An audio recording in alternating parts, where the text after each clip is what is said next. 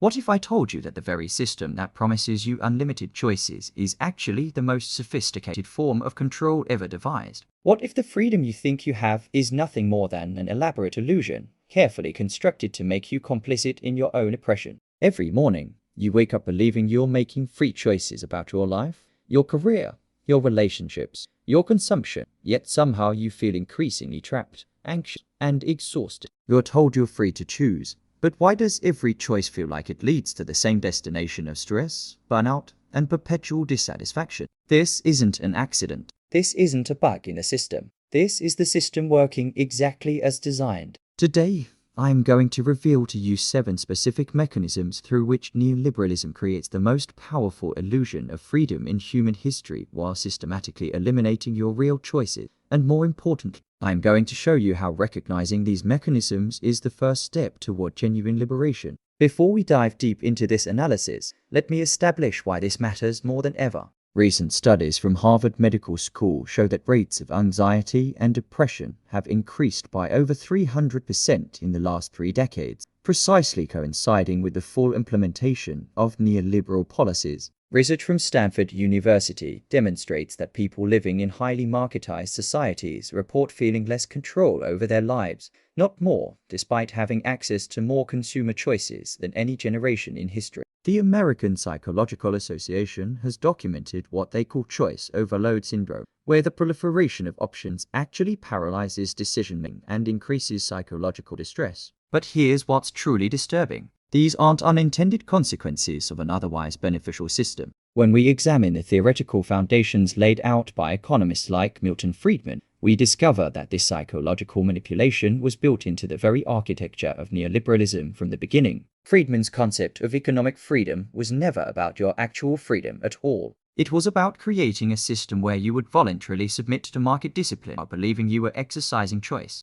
The genius of neoliberalism lies not in its efficiency or its ability to create wealth, but in its capacity to make you believe that your subjugation is actually your liberation. It convinces you that working longer hours for less security is entrepreneurial spirit. It persuades you that having dozens of breakfast cereals to choose from constitutes meaningful freedom while you have no real say in the economic policies that shape your life. It makes you think that being forced to compete with your neighbors for basic resources is natural and good for society. What I am about to show you will fundamentally change how you understand your relationship with this system. I am going to reveal 7 mechanisms that neoliberalism uses to create the illusion of freedom while systematically constraining your real options. Each mechanism operates simultaneously, creating a web of psychological manipulation so sophisticated that most people never realize they're caught in it. By the end of this analysis, you'll be able to see the matrix of control that surrounds you, and more importantly, you'll understand how to begin breaking free from it. The first mechanism is what I call the choice multiplication illusion.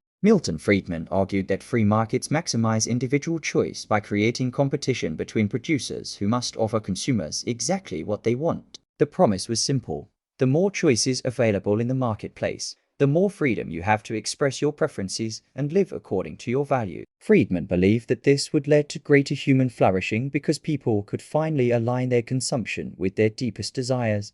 But here's what actually happened. The system multiplied trivial choices while eliminating meaningful ones. You can choose between 37 different types of breakfast cereal, but you cannot choose to live in a society that doesn't require you to sell your labor to survive. You can choose between hundreds of streaming services, but you cannot choose to work fewer than 40 hours per week and still afford basic housing. You can choose between countless brands of smartphones, but you cannot choose to live in a community that isn't organized around the principle of endless economic growth.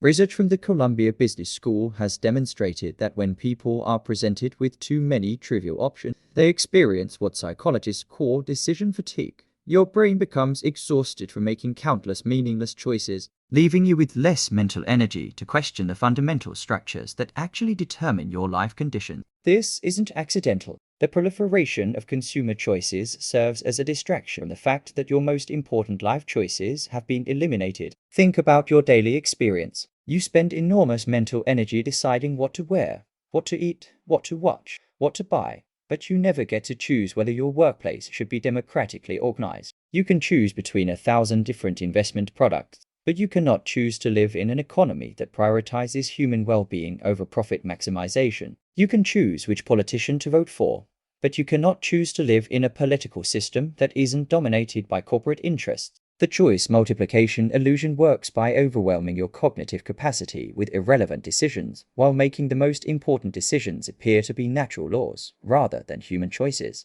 You are led to believe that having more breakfast cereal options makes you freer, while the choice to organize society differently is made invisible. The second mechanism operates even more insidiously, the individual responsibility trap.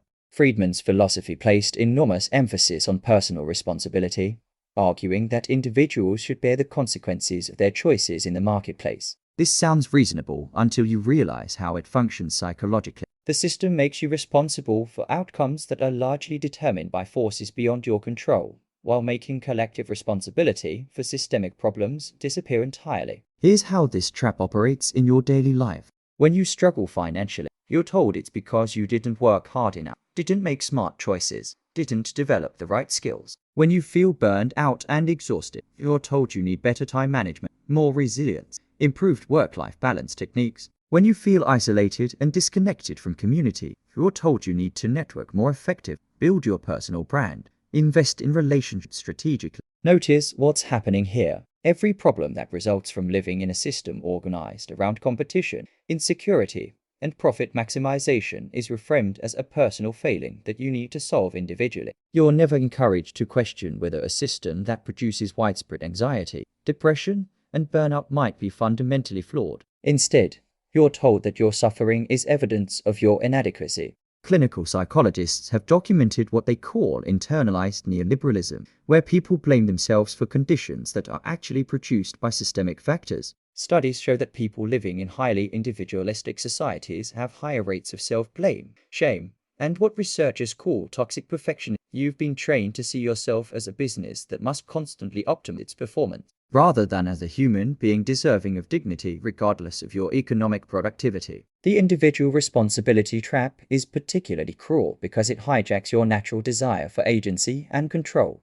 Of course, you want to believe that your choices matter, that you can influence your circumstances through effort and intelligence. But the system exploits this healthy impulse by making you responsible for things you cannot actually control while removing your ability to influence the things that most powerfully shape your life conditions. The third mechanism is perhaps the most psychologically devastating: competition as false community. Friedman argued that market competition would create a form of social cooperation where everyone's pursuit of self-interest would automatically benefit society as a whole. He promised that competitive market would create prosperity for everyone while respecting individual freedom. The reality is that neoliberal competition systematically destroys the social bonds that make genuine freedom possible. Think about how competition shapes your relationship. In your workplace, your colleagues are potential threats to your advancement rather than allies in creating better working conditions for everyone. In your neighborhood, other families are competitors for scarce resources like good schools and rising property values, rather than partners in building community wealth.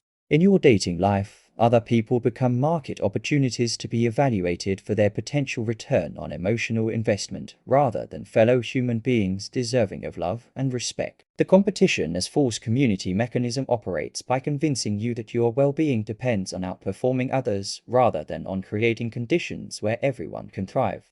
Research from the University of Rochester shows that people living in highly competitive environments experience higher levels of cortisol, the stress hormone associated with chronic anxiety and depression. Studies from Berkeley demonstrate that competitive environments reduce empathy, cooperation, and what psychologists call prosocial behavior. But here's the most insidious part. The system makes you believe that this competition is natural and inevitable, when in fact it's artificially created and maintained. You're told that humans are naturally competitive and self-interested, but anthropological research shows that cooperation and mutual aid have been the dominant organizing principles for most of human history. The neoliberal obsession with competition isn't based on human nature. It's based on a particular economic theory that requires you to believe in scarcity even when abundance is possible. The result is that you live in a state of chronic social anxiety, never quite sure who you can trust, always wondering if others are trying to take advantage, constantly worried that you are falling behind in some invisible competition.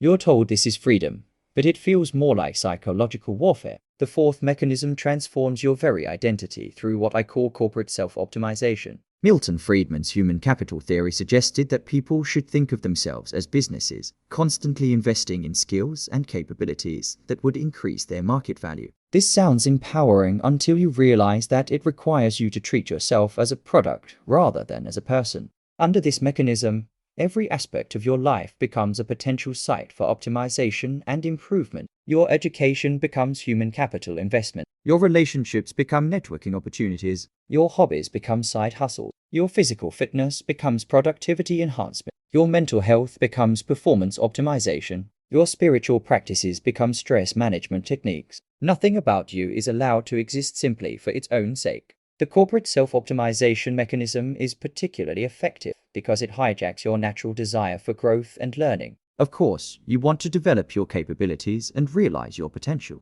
But the system channels this healthy impulse into a compulsive need to constantly improve your market position rather than into genuine self-development or contribution to community well-being. Research from the Yale School of Medicine shows that people who internalize market-based identity concepts report higher levels of anxiety, lower levels of life satisfaction, and what researchers call achievement addiction. Studies from the London School of Economics demonstrate that people who see themselves primarily in economic terms have more difficulty forming authentic relationships and experience greater social isolation. Think about how this shows up in your life. You can't just enjoy reading a book. You have to consider how it might advance your career. You can't just exercise for the pleasure of movement. You have to track metrics and optimize performance. You can't just spend time with friends without wondering how these relationships might benefit your professional network. Every moment of your life becomes a potential investment opportunity, and every investment must be justified in terms of future returns. The result is that you lose contact with your intrinsic motivations and authentic desires.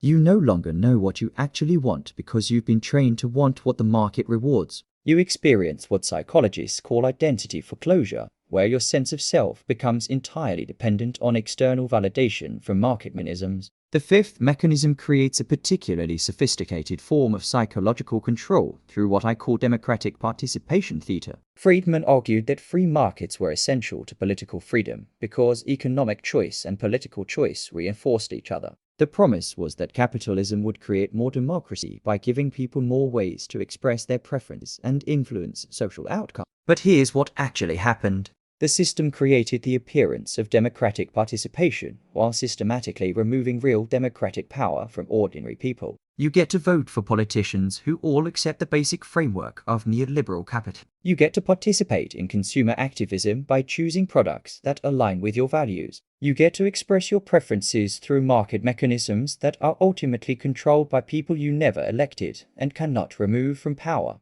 Democratic participation theater works by channeling your democratic impulses into activities that feel meaningful but have no real impact on the decisions that shape your life. You can vote for representatives who will then vote according to the preferences of their largest donors. You can buy fair trade coffee while working for a company that exploits labor in developing countries. You can choose environmentally friendly products while living in an economy that requires endless growth on a finite planet. Research from Princeton University shows that ordinary citizens have essentially zero influence on public policy outcomes, while corporate interests consistently get the policies they prefer. Studies from Northwestern demonstrate that people who engage in consumer activism often experience what researchers call moral license, where making symbolic choices reduces their motivation to engage in more substantive political action. The most insidious aspect of democratic participation theater is that it makes you complicit in your own powerlessness. You're told that every purchase is a vote, every consumer choice is a political act,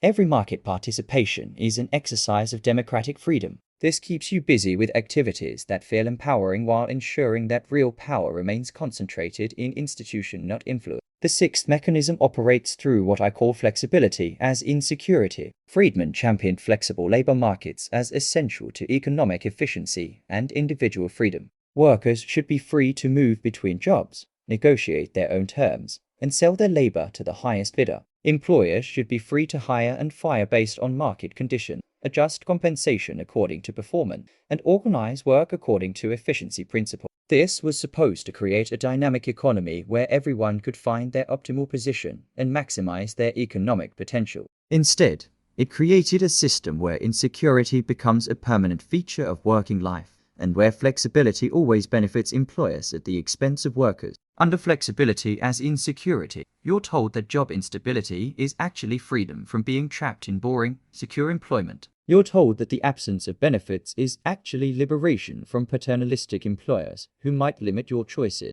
You're told that having to constantly compete for work is actually an opportunity to demonstrate your value and advance your career. But research from Harvard School of Public Health shows that employment insecurity is one of the strongest predictors of anxiety, depression, and physical health problems. Studies from the University of California demonstrate that people in flexible employment arrangements report lower life satisfaction, greater difficulty forming long-term relationships, and higher levels of chronic stress than people with secure employment. Think about how this affects your ability to make authentic choices. When you don't know if you have income next month, you can't choose to take risks that might lead to personal growth.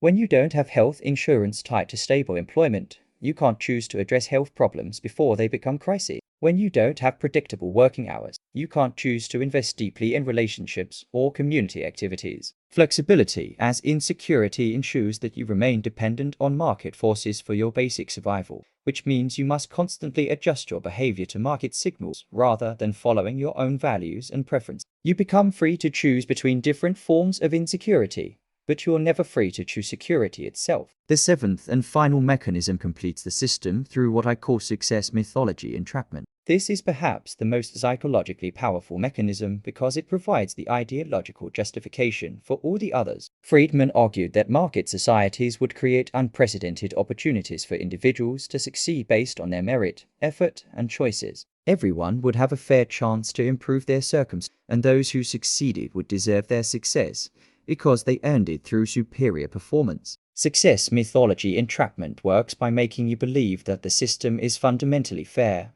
and that anyone who doesn't succeed simply didn't try hard enough or make smart enough choices. This mythology is essential to maintaining your consent for a system that actually produces systematic inequality and widespread suffering. The mechanism operates through constant exposure to success stories that emphasize individual characteristics while ignoring systemic advantages. You're told about entrepreneurs who build successful businesses through hard work and innovation, but you're not told about the family wealth, educational advantages, social connection, or market conditions that made their success possible. You're told about people who overcame poverty through determination and skill, but you're not told about the thousands of equally determined and skilled people who remained poor because the system only allows a small percentage to succeed. Research from the American Economic Association shows that social mobility in highly marketized society is actually lower than in society with stronger social safety and more egalitarian institutions. Studies from Stanford demonstrate that people who believe strongly in meritocracy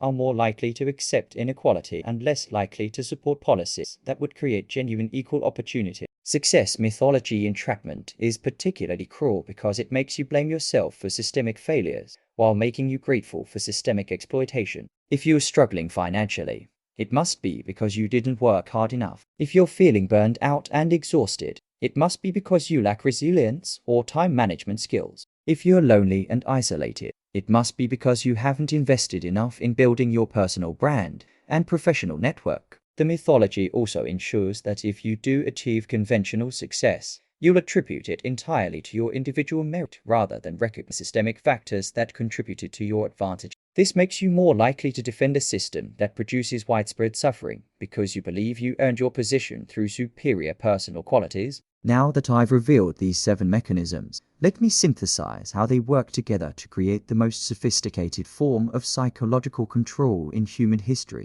The choice multiplication illusion overwhelms you with trivial decisions while hiding meaningful ones. The individual responsibility trap makes you blame yourself for systemic problems while preventing collective action. Competition as false community destroys social solidarity while making you believe isolation is natural. Corporate self-optimization turns you into a product while convincing you this is personal empowerment. Democratic participation theater channels your political energy into meaningless activities while maintaining real power elsewhere. Flexibility as insecurity makes precarity feel like freedom while ensuring you remain dependent on market forces. Success mythology entrapment makes you grateful for exploitation while blaming yourself for its consequences. Together, These mechanisms create what we might call the neoliberal freedom paradox. The more choices the system gives you, the less free you actually become. The more responsibility it places on you, the less control you actually have. The more it promises individual empowerment, the more it requires collective powerlessness.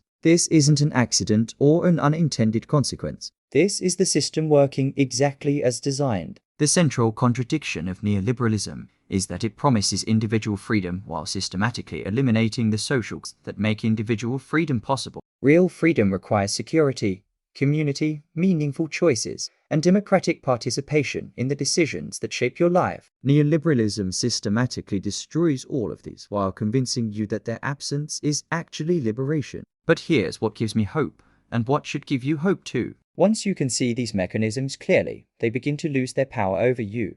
When you understand that your chronic anxiety isn't a personal failing, but a predictable response to living in a system designed to create insecurity, you can begin to resist the psychological manipulation. When you recognize that your exhaustion isn't evidence of your inadequacy, but a natural consequence of living in a system that treats human beings as resources to be optimized, you can begin to reclaim your authentic desires and values. The first step toward genuine freedom is refusing to accept the false choices the system offers you. You don't have to choose between being a successful competitor or a failed individual. You can choose to prioritize community well-being over personal advancement. You don't have to choose between optimizing your human capital or falling behind economically. You can choose to value your intrinsic worth independent of your market value. You don't have to choose between accepting precarity or being ungrateful for opportunities. You can choose to demand security and dignity as basic human rights. The second step is connecting with others who are also questioning these false choices.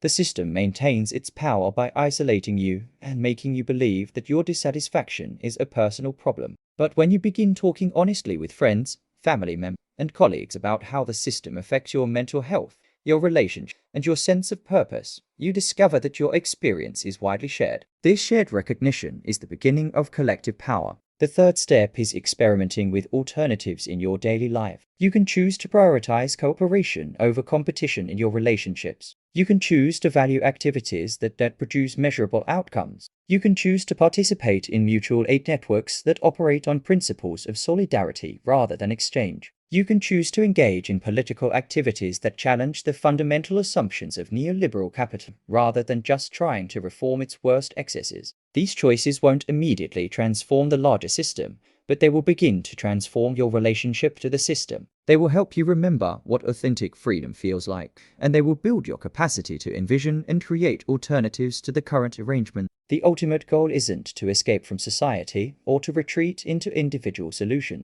The ultimate goal is to create a society organized around genuine freedom. The freedom to develop your capabilities in cooperation with others. The freedom to contribute to community well-being according to your values and interests. The freedom to participate democratically in the decisions that shape your life condition, and the freedom to live with security and dignity regardless of your economic productivity. This kind of freedom is possible. It's been achieved in various forms throughout history, and it's being experimented with in communities around the world today. But it requires recognizing that the freedom neoliberalism promises is an illusion designed to maintain your consent for a system that systematically constrains your real choices. The question isn't whether you're free within the current system. The question is whether you're ready to imagine and create a system designed to maximize genuine human freedom. The choice, as always, is yours. But now you can make it with your eyes wide open.